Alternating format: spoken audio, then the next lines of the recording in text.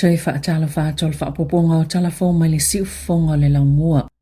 Ua mawhaiona whaatu mawina le tūlanga le tūsifolau o New Zealand, pe o nei le whaatulanganga o tūsifolau le laulangi e tu saima so enga le Henley and Partners Index. O loo whaawai ia whaamatalanga i whaamaumaunga mai le International Air Transport Association e au fietus folau ese se lau iwa se fulu iwa, mamalai waalele ese lua se lau lua se fulfitu e taunu iai whainga malanga a tangata malanga. O le tūsifolau New Zealand e mawhai ona malanga ia tunu e se lau valu se fultolu e au noa ma se visa. Wapa o mai le se lau valu ono sa iai le masina o ke topa. Maolo iai nei le tūlanga ono, whaatasi manisi o tunu. Ai o loo tūlanga mo Singapore ai se lau iwa lua tunu e le ine visa mo mia. Ila la tautu si folau. O Japani ma Korea i saute tūlanga lua e ta i se lau valu se folvalu. O Denmark, Luxembourg, Sebania, Suetena ma Switzerlandia se lau valu se folwono. O le tūsifolau Amerika o lo il tūlanga se fulu e se lau fitu iwa atunu e mawhaiona malanga i ele tangata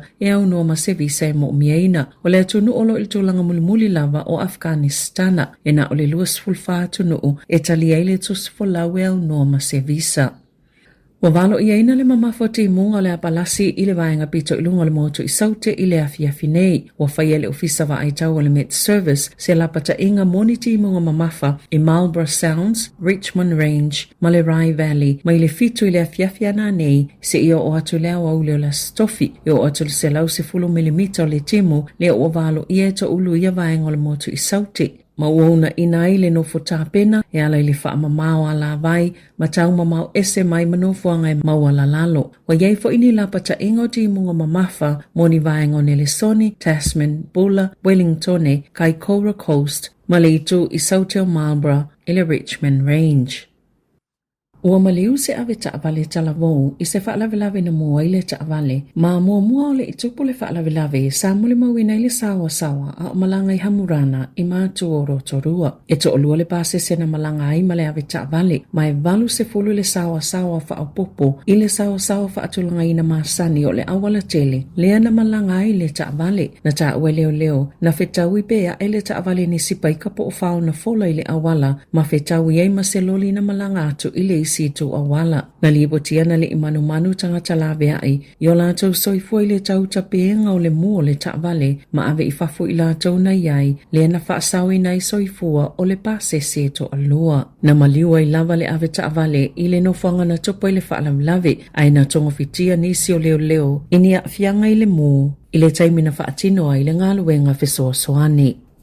E silia male se lau lima se fulu afe tamaitia onga i New Zealand ni we male atu kuki po kuki ai rani le ama whai ona siaki be wa ai le unga o lātou suenga o le NCEA ama tātu i le so. E mawhai ona tanga i le upenga tawha ilangi le pulenga o whailonga mua o onga New Zealand po o a mai se tūlanga ua iai. Na tā ua le NZQA e mawhai e tamaitia onga na maua lātou pe pasuenga wa uma ona maka a mata mai le aso lua se fulo Januari. O i unga suenga mo skola sipi e amata mau mai le aso se fulo Februari. Na whaalia fo i le pulenga ai eini tamai tela ai tia lātou maka mo se tu se pasi o le NCEA e te tawana tala noa i le a onga. E mawhai e tamai tia na talo sanga e to ilo lātou pepa suenga pe awhai e tali tonu e le o sao na maka lātou pepa pe le o sao fo i ona wha mawina le unga o lātou suenga. Ua whaisi popole o leo na ua mole mawina le numero ave taavale la tau te mana vaina se kesi o le nitrous oxide po o nangs mai te tona ni whangu sili wala iti. O le salula le vai asu talwai na whaasai nai se talavou se fulu walu tau sanga le matua o rotorua o na toi ave taavale ina ua wha maonia luna mana vaina o le kesi o le nitrous oxide mai se paluni a oilunga o le awala tele. Samoli ai fo i le ave taavale wha atamala na saunua le leo se sue fuel kill Banks o Bay of Plenty. E iei atunga lunga tele ia i tu ai ngā mionga. O nei lamati ei soifu o tangata i whiawa i ngai lunga o wala ti tele. O na awha fose o na pongisale wa aia le tangata i whai ei tu ai ngā mionga au awele taavale e mawhai o na umai lona soifua po i sifo i tangata. E le tali eina le tangufia e so se ave taavale o le nitrous oxide po le ava malosi mafuala au whaasaina a o awele taavale. Na sauno Kill Banks. So se tasi wa ai se ave taavale o mana waina se le si mai ni paluni a o ia whaafoina le ta'vale ia vavio na vala au le tasi o whautoina fo ile atunu o pe ava aia pe ilo se tangata o whaatawina le nitrous oxide mo nisi mafo anga i le ta la whiangai ina ia vavio na lungoina leo i le tasi o 5. Na faisi whaasua ava tele o setina i le taimi na fisilingi ai o ia ina ua ia po ina le ulu matu leila na tama e tolu tau sanga le matua e iaio na mana onga whaapitoa e uia le ini manu anga mawhaio na ilo atu i le tama i titi peitai na whaatanuina le tina i le asolua e mo umio na ia o awina ni ta iala ese ina ia awaine i ulo na ita ila na tama. E le isona to alua po osana pa anga maulo ununu fupea malana tama. O le saunanga whaamasino Stephen O'Driscoll i le tina i le whaamasino whaitu malo kalai estete e le whaingo fia le tausito o tasio lana tama peitai e le o se tūlanga italiaina lona whaia o whainga Sāmoa. E se fululua maasina ua no whawaawa ai mai te taona awai se polo kalame e tau fia i whainga whaolima whaapea mani fsosoani e le to e tango fia i le tina le ava malosi. E to luas fululua tangata malilio ina ua malile mo ile vai male sami talo mai le aso mo te sema e au fiele to se fulu talo na amata le tau sanga fou na si itia mawalunga numero e malile mo ile nei tau mawhanawhana mai to oiva ua to tele atu na ilo le bilio talava le tasil tau sanga talo ai sa wha mauni e leo ile aso na nafi suafa o tangata e to lua na malilio ile vai ile aso ngafua ma le whai ungo le vai aso. E au fiei Peter Rees Walker e ono iwa tau sanga le matua mai mahia le na maliu i le asosa wha pe Sandy Lee Rehana wha alua tau sanga le matua mai kaiti.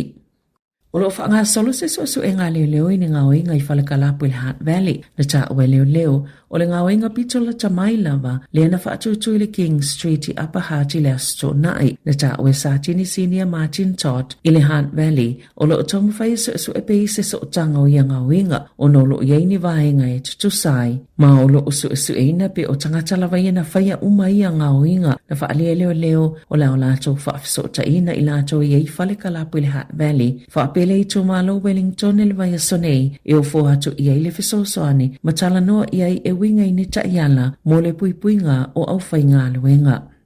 Ua tu ina atu e lau fiso whainga whaivani o sila se lapata inga malosi ono oni tangata na maua o lātou leo sta ia le tu la fono e ala ilo lātou whango taino whiingo ta maino whanga whaasao po le ave fo i o whiingo tai sili atu le numera mai le au whainga whaatangaina ono ve malua whilua whana talo sangai le te urunanga o ngāti awa ina ia tāpuni e se vaenga o hiwa haba mo le lua tau sanga se i toi whaafafua ma whaasao ai maso ai ole masina talwai na tau fie sui lo fiso whainga vai whakatane, se tangata na ia whaangotaina ni maso, e fitu se lau fitu se fuluiva, mai le o ngā sami whaasao, na mawufo i se isi tangata mani maso iwa se fululua, na ave i sea mai lea lava no whanga whaasao, ai se lau 5 se fuluwha, na ave i sea se isi tangata mai isi vaenga o le sami, e na o le 5 se fulu whaatanga o na ave, o nisi tangata whaiwhaiwa na so ena, ma maua i si whiingo tau pipi e lua afi fitu se lau fitu tasi, na o lātou whaangotaina mai ia lava o ngā sami, ta e na o se lau 5 se fulu e whaatangaina mo le tangata i tō tasi. Wa whaalia lau fisa whai ngā whaiva, o le a whaawawa na mata i tō vaenga i whaasao na whaangongo taini tangata, ma ave fo i ile tō la fono i la tau e leo sta i aia inga, e ma whai fo i na lipo ti atu nisi o masalumia, le whai o ia mionga le Telefonia le Primary Industries, le ovalu se lau whawhituono, lua wha. I whawhatu New Zealand, o lo whaawau peo na whaamau popo mawhaitau pe fia lava leo whainga o ni mea tō tino te tele u whaalea ngaina o no mu i Victoria e Australia. Mai silia male 5 se lau ni vaenga te tele au fieni whale se lau fitu se fuluewa ua whaalea ngaina o lo ngā lulu e malo se lau whaila fumanu e puipuina i mea ola o tutoe. Ai le whaingo fia fo ile avenga o mea ola silia male se fululi mafe e la fuai ina ua afia i le afi e o mai leo au la solua ua whaitau wafe whale ua le se ele e au file whaitau se lau whale o no o tu lava. I le asonga fua, e le ola. E ui, e le aise pola ingo ni whaalavla whaafose i le asolua peitai na sauno le whaalulungo le stete, Jacinta Allen, e se fululua isi muolo ola pea, mai ono mawhaiona whaawau moni na yaso, po oni vai yaso. E ta alonga, o le akapitanina e miracle failangi le au o le moana Pasifika mo le taamelusanga o le lakapisupa lua afiluaono. O ia le tamo moana saini lana kone karachi le lakapisupa mai le lakapia Sāmoa le lua afilua tolu na faalia e miracle o se faaianga mo ia le nei avano ua avea i mataitai o le au. Ina ua tala noa atu le faia onga faalongo tana umanga i le tofinga kapiteni sa ia tala noa isi tama sa avea mo mataitai ai mai se lava o arisa avea machi me lei. Failangi mai ala alfango vailele maua fato na taalo le kalapo vailele mai te lele taimi lua afilua faa ele i taalo ai ono o manuanga peitai na mawa ela na taalo ina ua toi taliwane ile lua afilua lima e valu ni skoa umafayona ia mawaina ile lakapisopa e au fiesi koa le taalonga le ana manu malo ai ile Hurricanes. Tala fawia malisi ufonga le laumua mo le nei awa uli.